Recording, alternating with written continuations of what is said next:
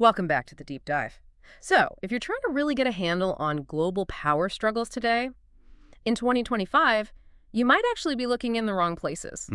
Forget, maybe just for a moment, the maps showing troop movements, tanks. Right, the traditional view. Exactly. Our source material today, it takes us deep into this new geopolitical architecture, and it's defined less by borders, much more by things like banking regulations, proprietary software. It's quite a shift in perspective. It really is. We are diving into Edward Fishman's, highly anticipated book, Chokepoints, How the U.S. Turns Economy into Weaponry.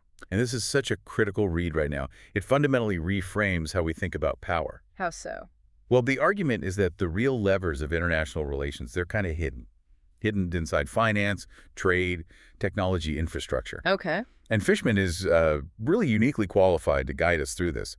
He's a respected scholar, sure, but he also served in high-level roles across Treasury and State.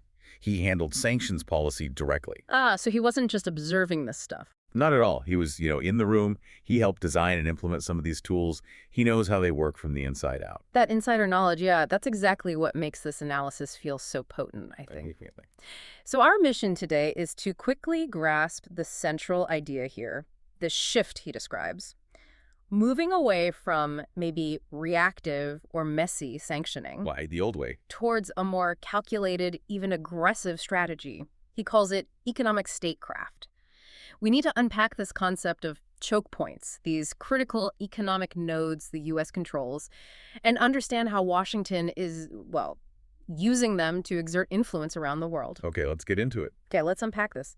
So when most people hear choke point, I think they immediately picture geography, right? Absolutely. The Suez Canal, the Strait of Hormuz. Physical bottlenecks where ships pile up. Fishman starts there. He acknowledges they still matter, of course. Sure, they have gone away. But his real contribution, the really interesting part, is how he expands that definition. Yes, this is key. He argues the new power lies not just in those physical places, but in intangible networks. Intangible networks. These are the vital nodes, the junctions, within globalized systems, finance, tech, energy, that are, frankly, hard to bypass. And they can be weaponized, turned off, essentially, with a regulatory switch. So things we can't actually see on a map. Give us some concrete examples. What are these modern choke points the U.S. controls? Well, the list is pretty extensive, but the power centers are clear. You've got specific financial clearing mechanisms, think systems like GPS, Yeah. right, which the U.S. largely controls. Handling trillions daily. Trillions, exactly. Then there are vital messaging platforms. SWIFT is the most notorious example. Even though it's based in Belgium. Nominally, yes. But it relies so heavily on U.S. financial connectivity on the dollar that it becomes highly susceptible to American sanctions pressure. We've seen that play out. Oh, absolutely. The power of that control became brutally obvious with Russia, with Iran, cutting major banks off from the global system entirely. Precisely. But it's not just finance.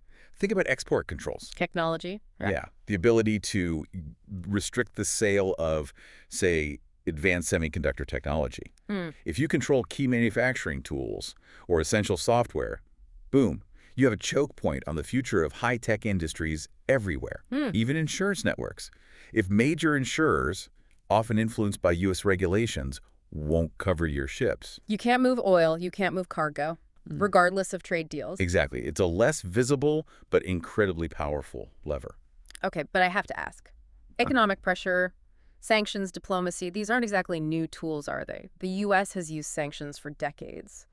What is Fishman saying is fundamentally different now? That's a great question. What's new, he argues, is the intent and the scale. Intent and scale. Yeah. In the past, sanctions were often reactive, a punishment after a crisis unfolds. Right. Something bad happens, then sanctions. Fishman argues the U.S. has now developed a much more proactive, deliberate doctrine of economic statecraft. These tools aren't just penalties anymore.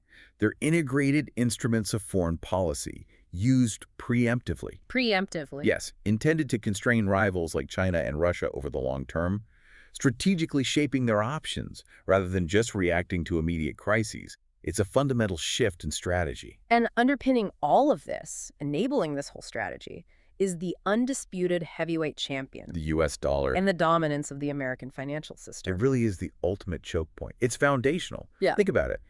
Even if two countries, let's say Brazil and South Korea, are trading goods that have nothing to U.S. with the U.S., Sure. If their transaction settles in dollars or even just passes through U.S. correspondent banks for clearing, Washington suddenly has jurisdiction. Wow. That incredible outsized leverage, the power to basically turn off the taps Yeah. politically. That's the bedrock this entire economic strategy rests on. Okay, moving on then. Fishman doesn't just list these tools, these choke points. He gets into the strategic logic, the why. Why is the U.S. leaning so heavily on them right now? Exactly. He uses detailed case studies. Iran's oil sales, Russia's energy sector after Ukraine, the tech restrictions against To China. show how it works in practice. Right. And through these cases, he builds his core thesis. Economic sanctions and these related tools, they may no longer be just a tool of statecraft. They're becoming the tool, the primary one. That's the argument. It's shifted from a supporting role to potentially the main event in geopolitical competition. And to give this more structure, he introduces a really interesting theoretical idea, right? This impossible trinity applied to geopolitics. Yes, this is one of his most critical contributions, I think. It really crystallizes the core conflict, the tensions inherent in the modern global economy. Now, the impossible trinity, I usually hear that in economics, talking about interest rates, exchange rates, capital flows. How does he adapt that for great power politics? Walk us through that. It's a clever adaptation. So in economics, the idea is you can usually only have 2 out of 3 desirable things, like a fixed exchange rate, free capital movement, and independent monetary policy. You have to choose which one to give up. Exactly.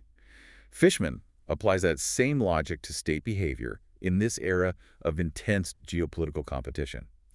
He says a state struggles to simultaneously maintain 3 things. 1, high economic interdependence being deeply integrated into the global economy. Okay, globalization, basically. 2, high economic security meaning resilience, control over your vital supply chains, less vulnerability. Got it. National resilience. And 3, intense geopolitical competition actively challenging your rivals, pushing back against them. Right. So you can't easily have all 3 at the same time when competition heats up. That's the argument. Yeah. Something has to give. If you, say, as the U.S., want high economic security and you want to compete intensely with China, then you probably have to sacrifice deep interdependence, relying heavily on Chinese manufacturing for critical goods or allowing unfettered tech sharing. That becomes too risky, incompatible with the other 2 goals. So the strategic choice becomes decoupling, reshoring, stricter export controls. Precisely. Those actions inherently reduce that global economic integration, that interdependence. Fishman argues that much of global politics right now is essentially states wrestling with which leg of this trinity they're willing or forced to break. Wow, okay. That really does put a framework around things like friendshoring and all the talk about supply chain resilience we hear constantly. Connects the dots. It sounds like a pretty dense concept, though. Is the book hard to get through? Reviews suggest it's actually quite readable. It is, surprisingly so for the topic. He does a good job. He uses a mix of short, punchy chapters, focusing on specific tools or cases. Keeps it moving. Yeah, and compelling narratives.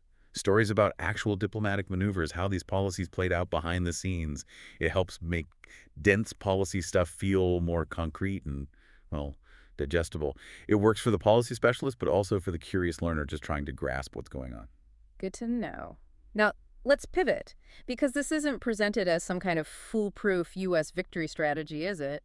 Fishman includes some crucial warnings. Oh, absolutely. He spends a lot of time on the risks. This is not a triumphant playbook by any means. What's the main danger he highlights? The core warning is about overuse.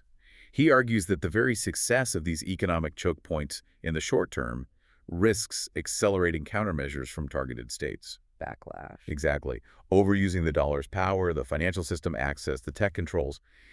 It essentially provokes other countries to actively build alternatives. And that, in the long run, could seriously undermine U.S. influence and lead directly to a fragmentation of the globalized system we've known. Okay, what kind of alternatives are we talking about? We hear a lot about de-dollarization efforts, for instance. Are these parallel systems actually gaining traction? Are they effective? They are, slowly. It's not happening overnight, but yes, they are becoming more effective. China, for example, is really pushing for trade settlement in local currencies, bypassing the dollar. They've developed CIPS, that's their own cross-border interbank payment system, designed as an alternative to the Western-dominated systems. There are also experiments with central bank digital currencies that could potentially operate outside the U.S.-controlled financial infrastructure. So while they might be smaller now, Their very existence and their gradual growth starts to dilute the universality of those U.S. choke points. They offer options, escape routes, however limited for now. That makes sense. And any deep dive, of course, needs to look at the critiques. What pushback or limitations do reviewers point out about Fishman's thesis itself? There are a few key ones. A main point, especially from academic reviewers, is that the book is inherently quite U.S.-centric. Understandable, given his background. Right, but because the focus is so strongly on the power Washington wields, the narrative can sometimes, perhaps unintentionally, underplay the agency, the ingenuity, the effectiveness of the resistance from other states, how they adapt or build parallel structures. Like focusing so much on the hammer, you might overlook how the nail is learning to bend or be replaced. That's a good way to put it, yeah. Critics also raise questions about the ultimate efficacy of economic coercion. Does it always achieve the political goals? Exactly. Applying sanctions can definitely inflict economic pain. Hmm. Look at Iran, look at Russia. But does that pain reliably translate into the desired political outcomes? Getting sustained compliance or forcing a fundamental change in a regime's behavior?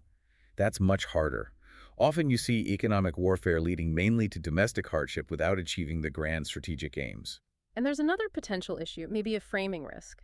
Does the analysis feel a bit deterministic, like the U.S. has to use these tools this way, or face decline? Some reviewers suggest that, yeah, that it might downplay the possibility of strategic restraint or different approaches, choosing maybe to strengthen alliances through more cooperative means rather than relying so heavily on coercion, which risks alienating partners too. It's a valid concern, certainly. The potential for unintended consequences seems massive here. Absolutely. If the long-term goal is stability and continued U.S. leadership, then accelerating global fragmentation might actually be the most self-defeating outcome imaginable. Okay, so let's bring it back to the listener. What's the ultimate takeaway here for you? Why should you care about the details of financial messaging platforms or semiconductor export rules? Why wade into this complexity? Yeah. Well, I think this book provides an essential lens for understanding what's really driving global current events. It helps explain the logic behind the supply chain debates, the U.S.-China tech rivalry, the economic dimensions of conflicts like the war in Ukraine. It connects seemingly disparate events. Exactly. It shows you how power is really being exerted in the 21st century, often efficiently, quietly, and frequently without firing a single shot. It really is a timely piece of work, meticulously researched, as you'd expect, and it can fundamentally change how you view world affairs. As one review put it, it helps you see the intricate economic threads that connect almost every major diplomatic move and strategic decision happening today. So, our advice: use this deep dive and definitely consider the book itself as a critical lens. Use it to assess future geopolitical news. Don't take its thesis as the absolute final word, maybe, but let it illuminate the landscape, the hidden wiring. See the patterns. Right. So what does this all boil down to? We've learned that the modern battlefield isn't always land or sea. Increasingly, it's defined by things like regulatory protocols, digital networks, control over proprietary software, turning that very interdependence we used to celebrate into, potentially, the ultimate weapon. Which leads to a pretty profound closing thought, doesn't it? If the ultimate tool of statecraft is now control over these global systems, then every nation has to fundamentally reassess what security even means. It really compels us to ask, if interdependence itself has been weaponized by the dominant power, is pursuing some form of true economic isolation the only path left to absolute security for other nations? And if more countries head down that path, what price will the world ultimately pay for that kind of fragmentation? Subscribe to the Timeless Tales podcast. Your stories, your time.